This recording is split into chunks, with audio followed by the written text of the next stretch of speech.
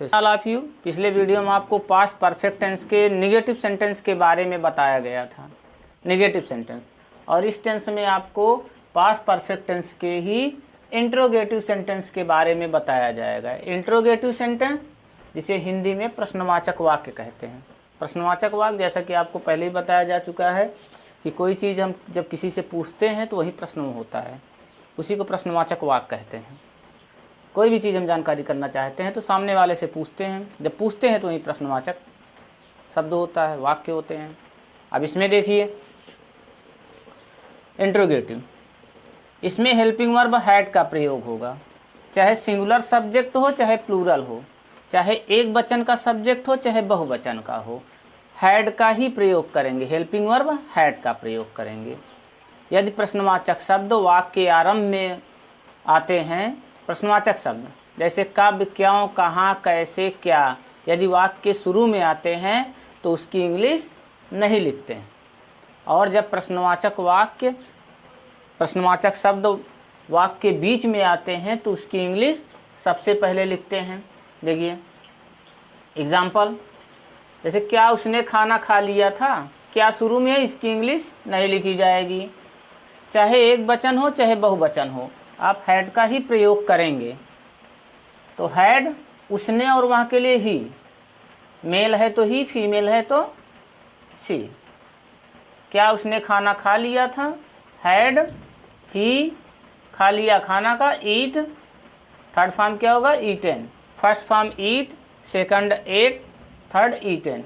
Had he eaten, क्या खा लिया था, खाना, खाना का क्या हो गया, फूड। ये आपका खा लिया, खाने का काम हो रहा है इसलिए वर्ब ईट हुआ, थर्ड फॉर्म ईटेन।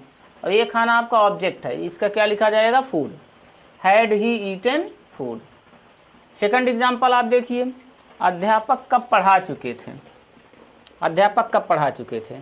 देखिए प्रश्नवाचक शब्द बीच में आया है तो इसकी इंग्लिश क्या करेंगे, हम सबसे पहले लिख देंगे व्हेन। कब की क्या होती है इंग्लिश, व्हेन। अब सिंगुलर प्लूरल तो देखना नहीं है, एक वचन बहुवचन, आप हैड लिख दीजिए, व्हेन हैड, फिर सब्जेक्ट क्या आपका, the teacher, teacher common noun है, द टीचर लिख दीजिए। व्हेन हैड द टीचर, पढ़ाना का क्या होता है, टीच। थर्ड फॉर्म क्या होता है, टाट, तो पढ़ा चुके थे, टाट। व्हेन हैड द टीचर टाट। समझ में आया।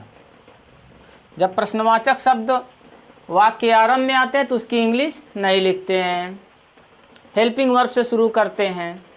और जब प्रश्नवाचक शब्द यहीं बीच में आते हैं, कब, क्यों, कहाँ, कैसे, तो उसकी इंग्लिश पहले लिखते हैं। इसको आपको विशेष ध्यान देना है। बाकी कोई भी प्रश्नवाचक शब्द है वो अगर बीच में आए तो आपको लिखना है। और हेल्पिंग वर्ब सब्जेक्ट के पहले ही लिखना है, ठीक है। तो समझ में आया वीडियो, फिर से समझ लीजिए। Interrogative sentence rule, had plus subject plus main verb की third form plus object. Example, क्या उसने खाना खा लिया था, हैड ही ईटन फूड। अध्यापक कब पढ़ा चुके थे, कब की मीनिंग, ये प्रश्नवाचक शब्द है, पहले लिख दीजिए व्हेन हैड द टीचर टाट। ठीक, वीडियो समझ में आया हो तो चैनल को लाइक सब्सक्राइब करना ना भूलें। Thank you.